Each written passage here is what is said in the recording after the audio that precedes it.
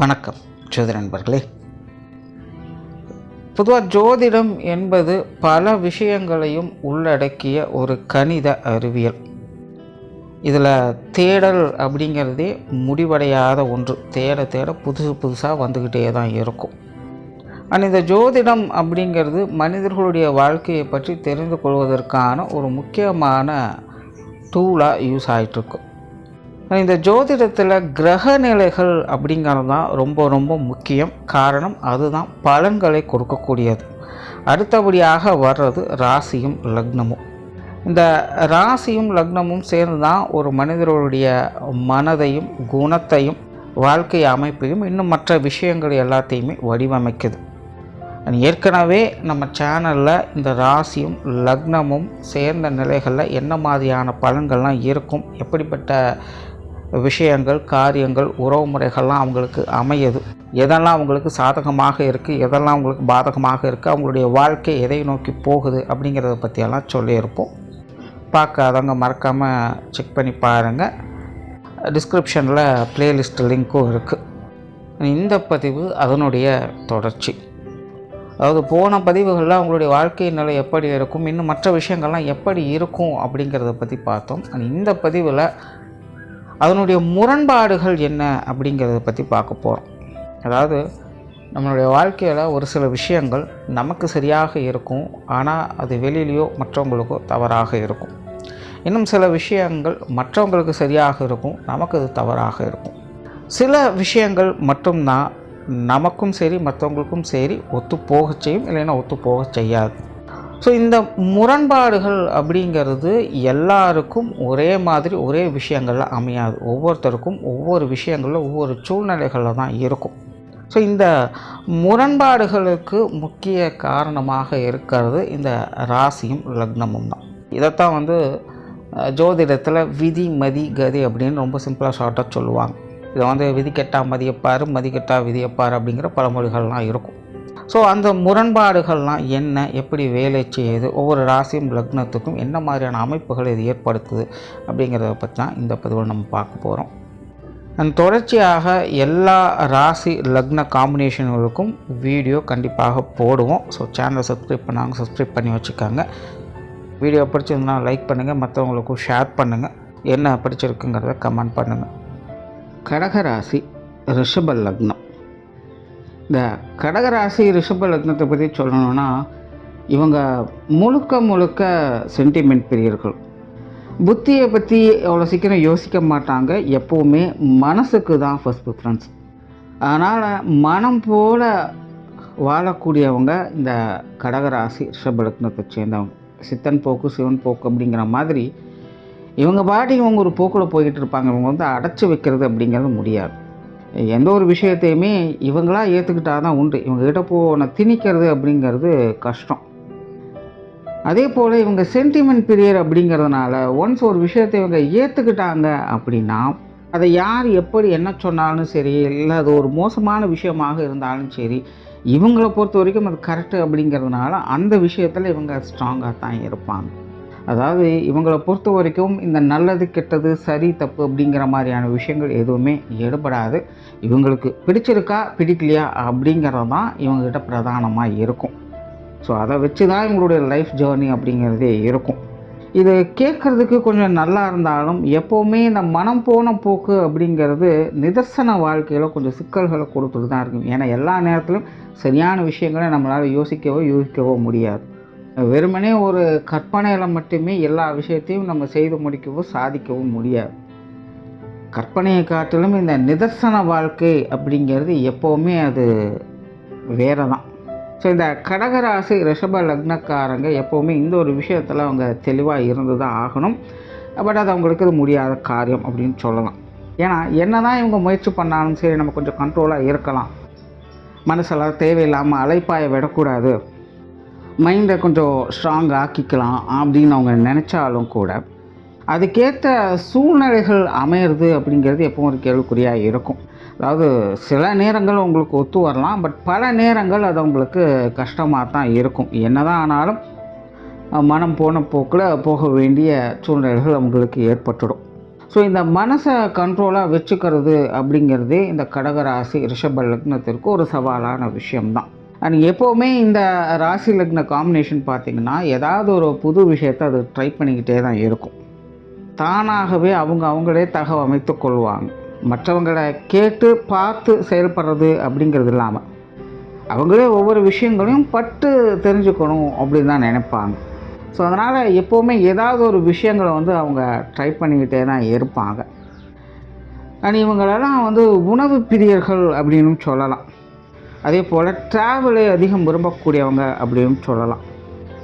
எப்போவுமே எங்கேயாவது ஒரு இடங்களுக்கு போயிட்டு வரணும் அப்படின்னு பிளான் பண்ணிக்கிட்டே இருப்பாங்க, இல்லைன்னா எதிர்பார்த்துக்கிட்டே இருப்பாங்க அப்படின்னு சொல்லலாம். இந்த மாதிரியான விஷயங்கள்லாம் இவங்களுக்கு பாசிட்டிவாகவும் வேலை செய்யும், நெகட்டிவாகவும் வேலை செய்யும். அண்ட் இவங்க அவ்வளோ சீக்கிரம் எல்லா விஷயங்கள்லையுமே முழுமை அடையாதவங்களாக இருப்பாங்க. உங்களுக்கு எல்லா விஷயங்கள்லையுமே உங்களுடைய ஆக்டிவிட்டீஸ் அப்படிங்கிறது இருக்கும், ஆனால் அதை ஃபுல்ஃபில் பண்ணவே மாட்டாங்க.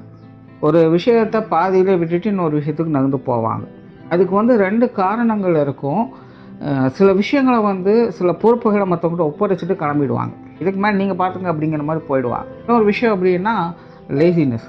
அப்புறம் பார்த்துக்கலாம், இப்போ எனக்கு மூடு சரியில்லை, இப்போதைக்கு நான் அந்த ஃபார்மில் இல்லை, எனக்கு வேற ஒரு விஷயம் தான் மைண்டில் போயிட்டுருக்கு அப்படிங்கிற மாதிரி தள்ளி போட்டுடுவாங்க. ஸோ இந்த மாதிரி அவங்க நிறைய விஷயங்களை பாதியிலே ட்ராப் பண்ணிவிட்டு போயிடுவாங்க. காரணங்கள் தான் வேறு வெறியாக இருக்குமே எல்லாமே. ஸோ லாங் வியூவிலேருந்து பார்த்தா அது புரியும், எல்லாமே பாதியில் தான் நின்றுட்டுருக்கு அப்படிங்கிறது. பட் இங்கே ஒரு விஷயம் கவனிக்கணும், என்னென்னா இது நல்ல விஷயங்களுக்கும் பொருந்தும், கெட்ட விஷயங்களுக்கும் பொருந்தும். அதாவது நல்ல விஷயங்கள் பாதியில் நிற்கிது அப்படின்னா அது வருத்தத்தை கொடுக்கும். அதுவே கெட்ட விஷயங்கள் பாதியில் நின்று போகுது அப்படின்னா அது சந்தோஷத்தை கொடுக்கும். ஸோ இது இவங்களுக்கு நல்லதுக்கும் கெட்டதுக்குமே ஒரு வைஸ் வர்ஸாக கான்ட்ரஸாக வேலை செய்கிறதுனால கெட்டதுலேயும் ஒரு நல்லதை பார்க்குவாங்க, அப்புறம் நல்லதுலேயும் ஒரு கெட்டதை பார்க்கக்கூடிய குணம் அப்படிங்கிறது இவங்களுக்கு வந்துடும். ஸோ இதுவும் பார்த்திங்கன்னா எதுலேயுமே முழுமை பெறக்கூடிய நிலை அப்படிங்கிறது இவங்களுக்கு இருக்கிறது இல்லை. முழுசாக பாசிட்டிவ் அப்படின்னு சொல்லக்கூடிய நிலையும் இல்லை, முழுசாக நெகட்டிவ் அப்படின்னு சொல்லக்கூடிய நிலைகளும் இவங்களுக்கு இருக்கிறது இல்லை.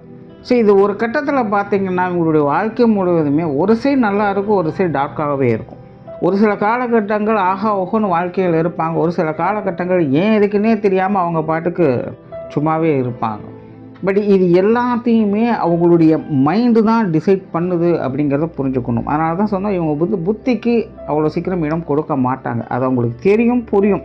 ஆனாலும் அதை எடுத்துக்கணும் அப்படிங்கிற அந்த உத்வேகம் அவங்களுக்கு கிடைக்கிறது இல்லை. அந்த உத்வேகம் அப்படிங்கிறது அவங்களுக்கு அவங்க மைண்டு தான் கொடுக்குது.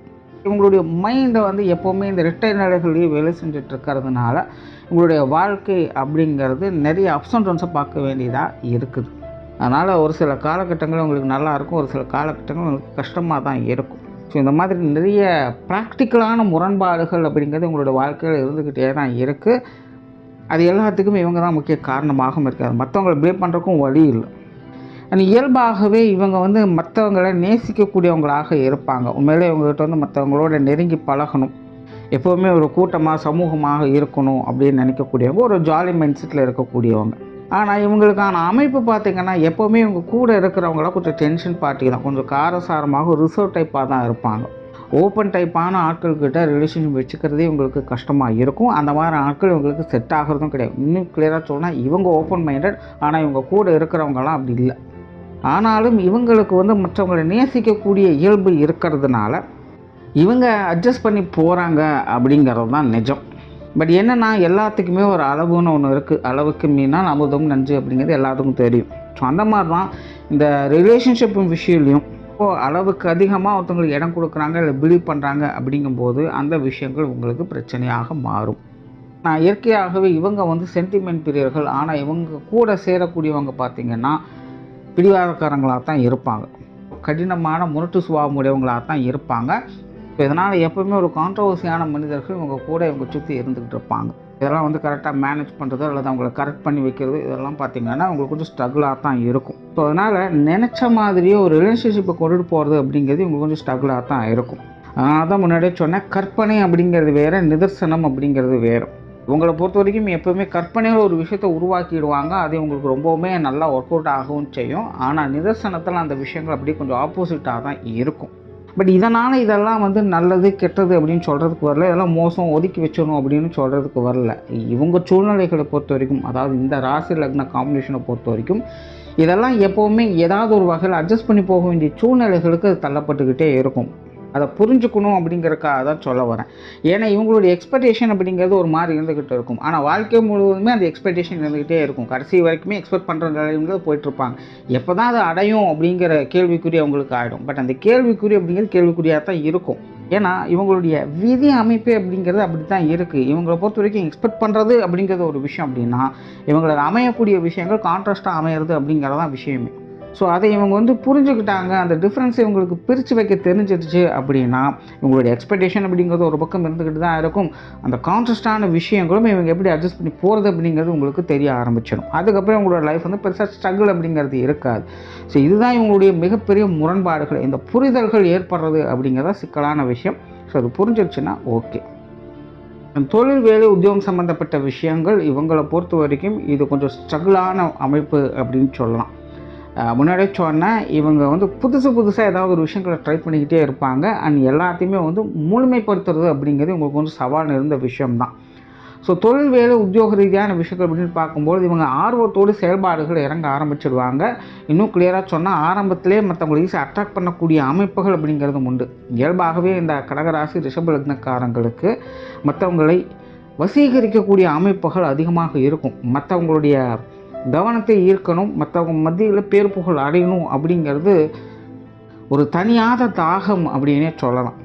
இவங்களை பொறுத்த வரைக்கும் இந்த ப்ராஃபிட் மோட்டிவ் அப்படிங்கிறதே ரெண்டாவது விஷயம்தான். இவங்களை பொறுத்த வரைக்கும் சாதிக்கணும், மற்றவங்க செய்ய முடியாததெல்லாம் செஞ்சு காட்டி புகழ் பெறணும், ஒரு அடையாளத்தையும் அங்கீகாரத்தையும் உருவாக்கணும். இப்படிங்கிற விஷயத்தில் தான் இவங்களுடைய மைண்ட் செட் அப்படிங்கிறது இருக்கும். ஸோ அதற்காக இவங்க போராடுவாங்க.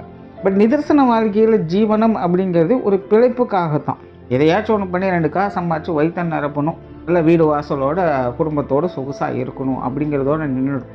வெறுமனே பேஷனுக்காக மட்டுமே ஜீவனம் செய்கிறது அப்படிங்கிறது ரொம்பவுமே குறைவு தான். இவங்களை பொறுத்த வரைக்கும் இந்த பேஷன் சார்ந்த விஷயங்களுக்குள்ளே தான் இவங்க வர்றாங்க. ஸோ இந்த விஷயங்கள்லையும் சக்ஸஸ் ஆகிறது அப்படிங்கிறதும் சாதாரண விஷயம் கிடையாது. இந்த ராசி லக்ன காம்பினேஷனை பொறுத்த வரைக்கும் இது ரொம்பவுமே ஸ்ட்ரகிளை பார்க்க வேண்டியதாக இருக்கும். ஏன்னா இவங்களை பொறுத்த வரைக்கும் அந்த சக்ஸஸ் அப்படிங்கிறத காட்டிலும் அதனுடைய செயல்முறையில் தான் இவங்க ரொம்பவுமே ஆர்வமாக இருப்பாங்க. அதெல்லாம் பார்த்திங்கன்னா என்ன தான் பேஷன் நோக்கி போனாலும் அதனுடைய சக்ஸஸில் தான் குறியாக இருப்பாங்க. அதுக்காக என்ன வேணாலும் இவங்க செய்வாங்க.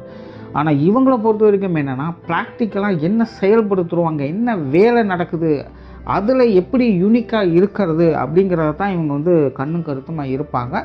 ஸோ இவங்களுடைய கெரியர் சார்ந்த விஷயங்களும் அப்படியே ரொம்ப டெக்னிக்கலாக இருக்கும். மற்றவங்களால் முடியாத, புரிஞ்சிக்க முடியாத, செயல்படுத்த முடியாத கஷ்டமான காரியங்களும் இவங்க ரொம்ப சிம்பிளிமேட் பண்ணி சூப்பராக கொண்டுட்டு வருவாங்க. பட் அதனுடைய ரெகக்னேஷன் அப்படிங்கிறதெல்லாம் மற்றவங்க புரிஞ்சால் தானே கிடைக்கும். ஏன்னா அவங்கள பொறுத்த வரைக்கும் அவங்களுக்கு தேவையான லாப நஷ்டம் அப்படிங்கிறதோடு முடிஞ்சு போயிடுது. அவங்களுடைய தேவைகள் நிறைவேறினா மற்றவங்க கிளம்பிடுவாங்க. இவங்களை பொறுத்த வரைக்கும் இந்த லாப நஷ்டத்தை காட்டிலும் ஒரு ரெகக்னேஷன் அப்படிங்கிறதும் தேவைப்பட்டு இருக்கிறதுனால இவங்க வெயிட் பண்ணிகிட்டே இருப்பாங்க. ஸோ கடைசி வரைக்கும் இந்த முயற்சியிலேயே உங்களுடைய வாழ்க்கை போய்கிட்டே இருக்கும். ஸோ இவங்களை பொறுத்த வரைக்கும் நான் என்ன சொல்ல வரேன்னா, இந்த பேஷன் அப்படிங்கிறது ஒரு பக்கம் இருந்தாலும் நிதர்சன வாழ்க்கையிலும் கொஞ்சம் கவனமாக இருங்க. கொஞ்சம் அதற்கும் முன்னுரிமை கொடுத்து செயல்படுங்க. அப்போ தான் இந்த ஜீவன அமைப்புகளை இவங்களால் பேலன்ஸ் பண்ணிக்க முடியும்.